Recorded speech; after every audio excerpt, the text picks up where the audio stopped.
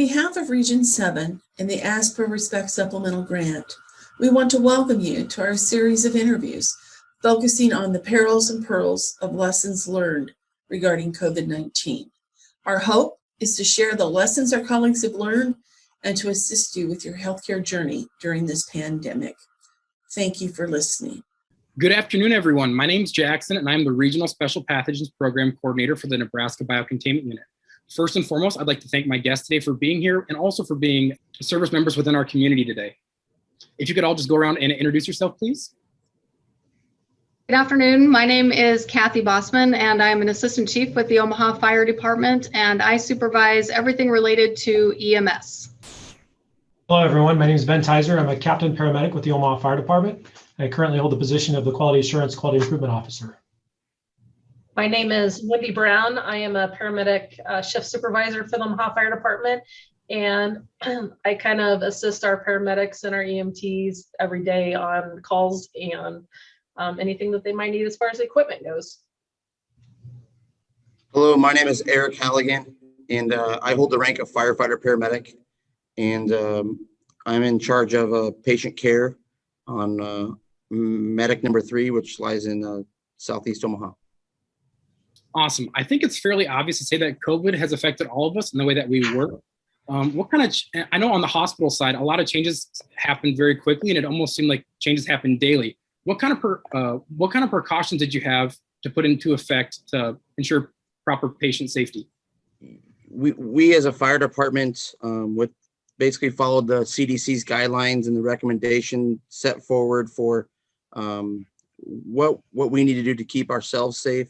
And keep our patients safe and keep the crews around us safe, and then our families safe as well. So we kind of use the CDC as a guideline of recommendations when it comes to, transportation, decontamination, and PPE. We used the CDC as a guideline for us. And just kind of to add on to that, I would say before the CDC came out with all of their guidelines, we kind of had to go off of just our previous practices. And then also we kind of referred to the Nebraska Biocontainment Unit for assistance, similar to what we did back with the Ebola crisis back in 2014. Did you guys identify any increased needs for training and education when it came to this new style of PPE? I can start with that question. Yes, we did. Initially, when it started with our first patients that came in, it was an airport transport that we were involved in, and we went with full PAPRs and full precautions.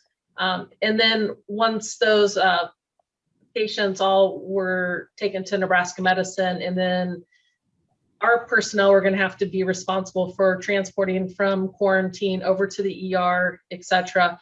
We try to get those personnel most highly in that area involved with training, going over the PPE donning and doffing processes, as well as decontamination of themselves and the units.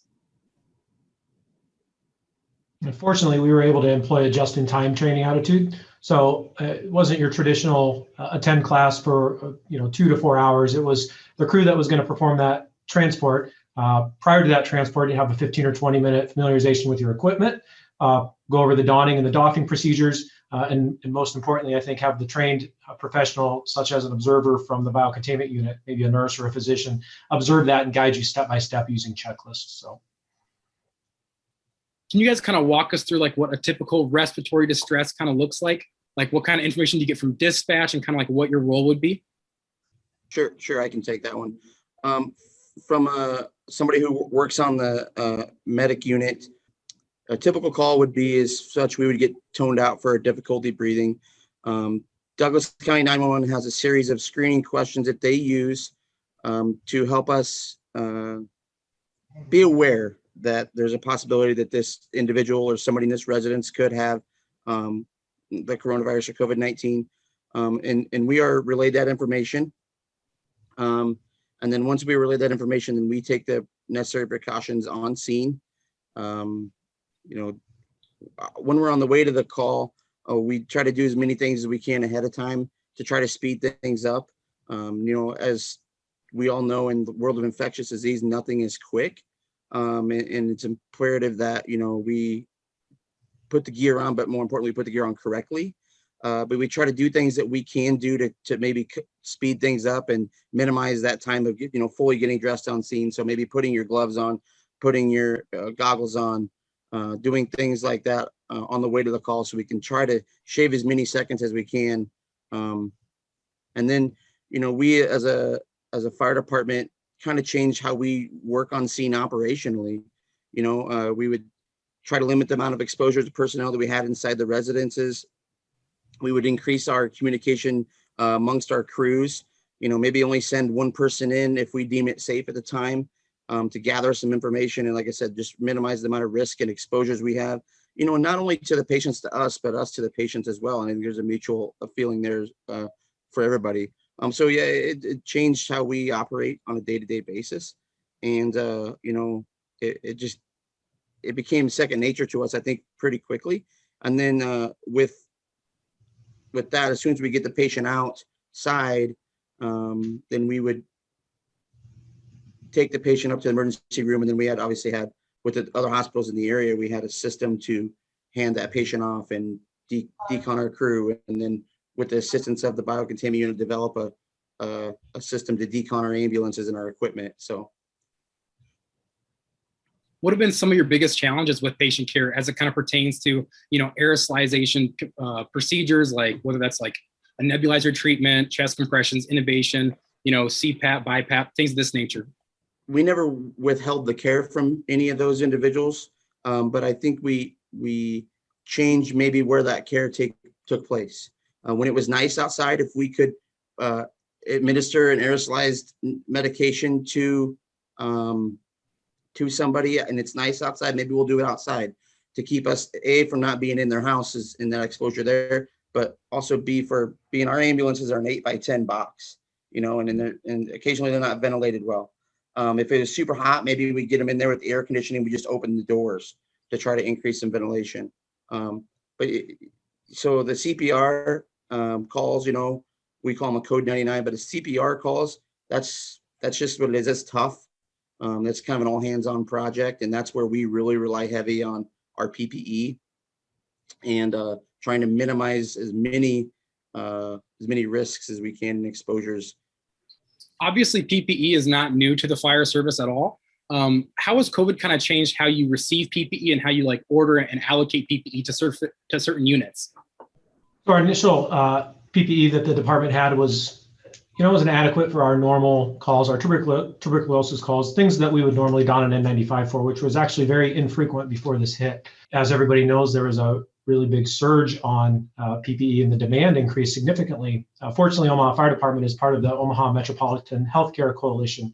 OMEC is what we call them for short. And it's just a coalition of all the hospitals, long-term care facilities, EMS systems, the health department, just a big group of people that collaboratively work to plan for situations like this. And one of the planning pieces that they did for PPE was they had stockpiles of it, and actually went back to the H1N1 days many years ago that we had something to the tune of 1.5 million surgical masks that we're able to access and distribute, as well as tens of thousands of N95 masks, gloves, gowns, things like that. And we also were able to tap into the strategic national stockpile a couple months later that the Douglas County was able to provide us.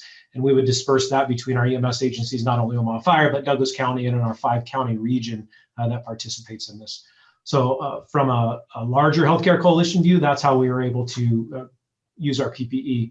And along that, I think our providers are now much more comfortable wearing N95 masks, goggles routinely than they ever have been, which I think encourages them to use them on non-COVID related incidences and really just encourage their use and build up the confidence in it.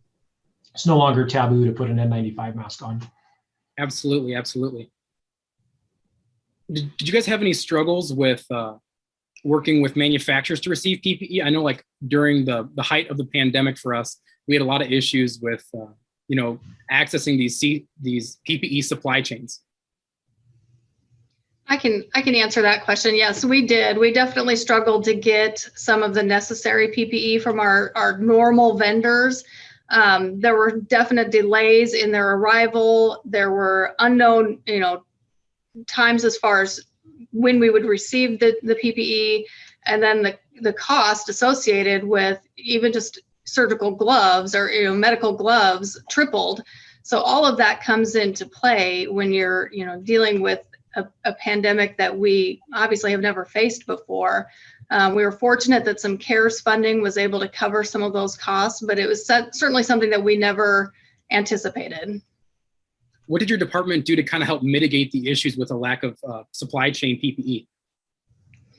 We really just tried to get creative with our ordering. We even were at one point looking online. Can we purchase items online? And at one point there were some, N95 masks that were maybe questionable. Should we order these? Should we not? It might take up to 3 months to get them. So we really reached out to other agencies, other organizations, all the hospital systems to see what they were using, what might work well, what other resources might be. So we really had to look outside the box for PPE and what might work best.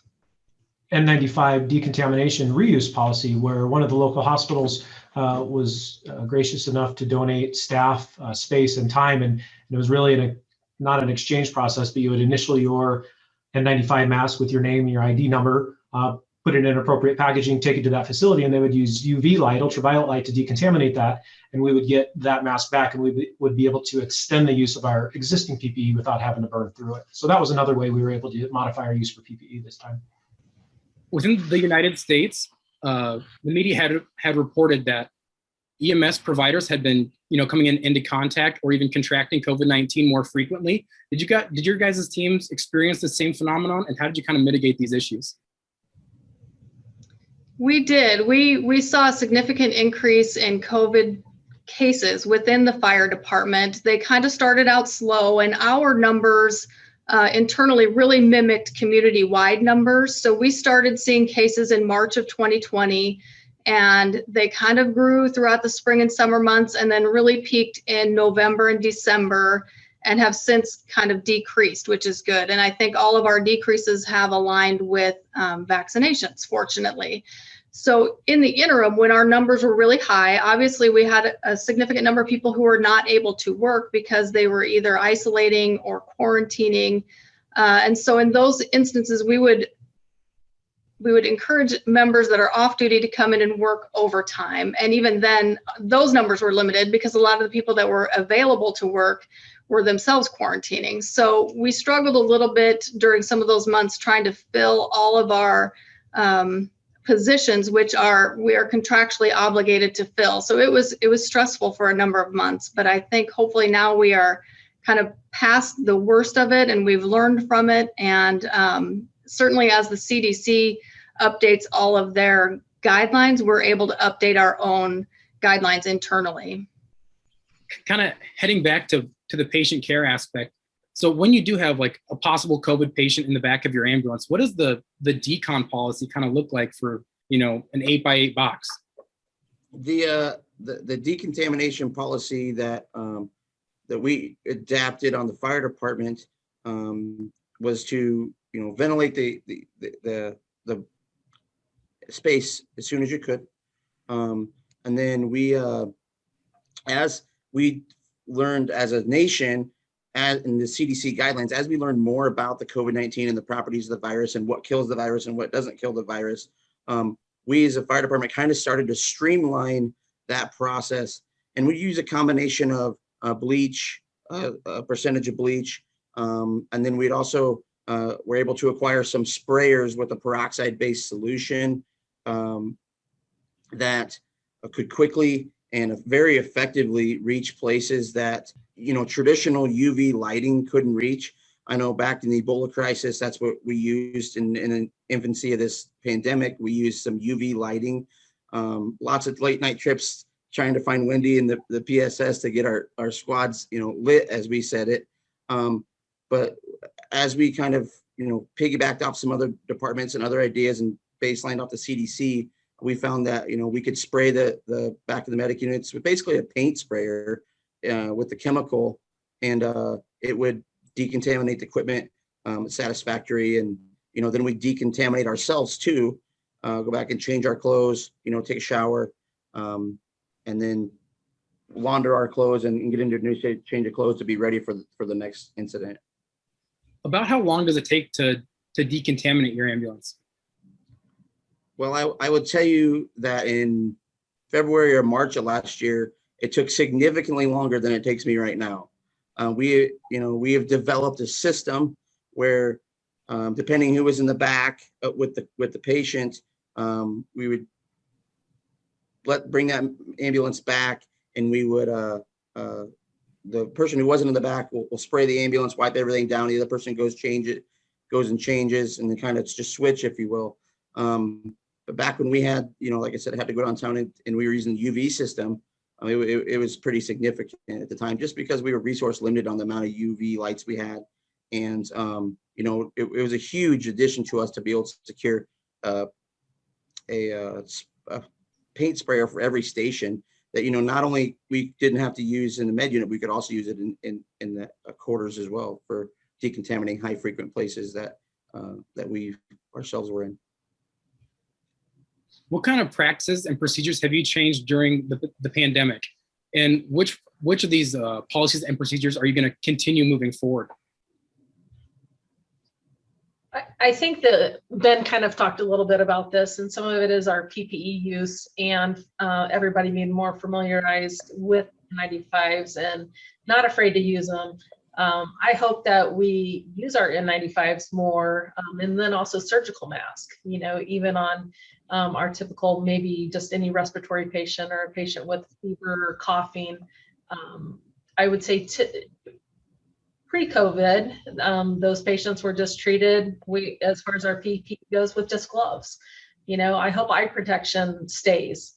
I think that is huge in dealing with infectious disease within the fire department and exposures. Our eyes are one of our highest areas that we do receive those potential bodily fluids that might get in them. And so I hope that continues. I hope that, we don't get too complacent with the COVID, the virus, the way that it is. I hope we maintain that higher level of index of suspicion, and that we continue to, follow the guidelines that are set forth and remain cognizant of all that.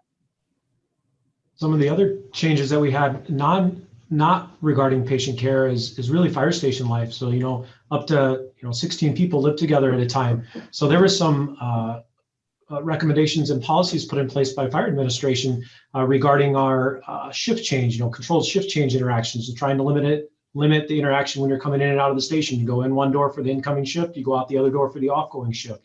Staggered lunches, so all 10 of you aren't sitting at the table across from each other without masks on. Limiting the number of people that are cooking your food for you, limiting visitors in the fire station. We often have nurses and doctors come in and perform run reviews and after action reports for us. And we switch to virtual or really put those practices on hold. Vendors coming into the fire station, ride-alongs. We have a lot of EMT and paramedic students that would do ride-alongs that we suspended that program. PR events, public relations events, that's one of the things Omaha Fire does a lot. We had to suspend or modify those practices. Maybe you do a drive-by for a birthday party instead of actually stop, get out and invite everybody into the fire truck or ambulance. So fire station life changed as well as the patient care did. Working in the ED in the past, I know that there's a lot of pretty strong relationships between, hospital staff and EMS services. How have these relationships kind of changed or, grown over this past year of being in a pandemic? I can speak to that one. I think our collaborations have definitely been a benefit throughout the pandemic and deepened for sure. I know the hospital systems put into place procedures where they can notify the fire department of a patient who tested positive for COVID, so that we can in turn notify our paramedics that, hey, the patient you transported 2 days ago did test positive. And our paramedics can then, self-monitor and watch for symptoms. So all of those steps, none of that really existed to this extent before COVID-19. And it was really beneficial, and it was a mutually beneficial relationship that I think will exist for a long time. I completely agree. Eric, do you have anything to add with, doing a lot of hands-on patient care? One thing I would add, I think is, was quite evident to me is that, we're friends with everybody that works up in the ED. We see them anywhere from 4 times a day to 15 times a day. And I think there was a shift about around March to April where this started to become a real thing here in our community. And we went from friends to a team. And it was a huge team atmosphere where we all realized we had the same, goal. If, I was friends with somebody and I had their cell phone number or a way to communicate with them, we might say, hey, that patient ended up being COVID positive. And we were able to collaborate and share a lot of information that way as well. And then, some of the people in our department, as Chief said, came down with the virus. Some of the personnel at the hospitals did. So we were able to check in on each other and ask, how we're doing. And like I said, it just became a huge team and all going towards one goal. And it was a productive thing, I think, during the pandemic. No, absolutely. We really kind of came together as a group to kind of fight off this pandemic. And, we're not quite there yet, but I think the collaboration and teamwork that we kind of grew from this experience is going to stay with us for a long time. And I think pandemic fatigue was a real thing for everybody. If somebody was having a bad day, it might have been a joke in the ED or something like that that would have helped, because it could be me tomorrow that's having a bad day because it's my 4th or 5th COVID patient, and it's very taxing on us in the field. So like I said, pandemic fatigue was a real thing, and we were able to relate to each other, and our relationships with the facilities that we go to was strengthened. Absolutely. I know you kind of touched on, jokes in the emergency department. Lord knows that we have more than enough of those. If you had like one overriding message to give to EMS providers at any level, whether that be like a paid service or like a volunteer service, what would it be as we kind of continue to navigate this scary pandemic? I would say if I had one message to deliver would be keep pushing. Don't get complacent. I think we've done a phenomenal job as a group, as a team that we just spoke about, from administration to care providers in the street to facilities. I think we've done a really good job. Vaccination numbers are increasing. I don't think now is the time to get complacent. I think we need to keep moving forward, and the light's at the end of the tunnel. I would say my message would be to remember your family, because they live your work with you as you live with their work. So your workplace stressors can affect your home life. So while it might not always be easy for you to recognize it, try and tap into your family's cues. If behaviors start changing or your kids start interacting a little bit different with you, be aware of that and use your resources that you have at work to help. Or if you don't have those resources, reach out to somebody that you know that can help those resources. But my message would be, remember your family's in this fight with you too. If I had one thing, it would just be educate yourself the best you can.